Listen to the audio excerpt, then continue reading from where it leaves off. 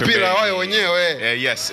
Kwa sababu mkiwa wenyewe si mnakuwa wachache. Wanaona wenzao wenye visiwa hawa kama Cape Verde, Seychelles wanafanya vema. Kwa nao Zanzibar wakasema bwana sisi kwenye mpira mtutoe.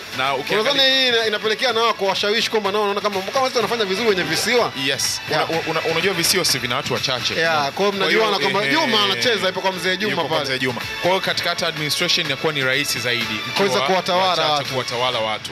Kutengeneza sera ambazo zitakuwa rafiki kutokana na watu tofauti na wakiwa watu wengi. Hiyo inakuwa wewe unaamini Wazanzibari wakiwa kama wenyewe kwenye soka wanaweza kufanya vizuri kimataifa? Wanaubonda mzee wangu. Angalia wachezaji wengi machachari, angalia kina Nadir Harubu Kanavaro, angalia Ibrahim Baka, Faisal Salum, the Tanzania finest. Mudathir Yahya.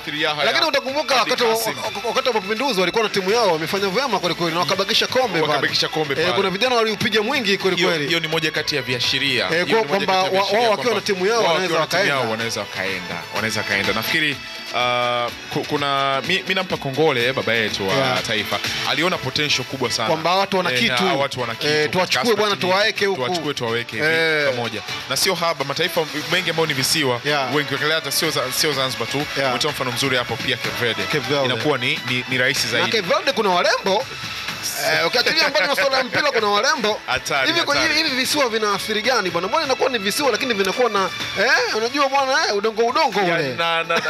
Nafikiri kutokana na asili ya kwamba unajua ni maji kwa wanakuwa Waarabu mwingiliano kwa afkasti.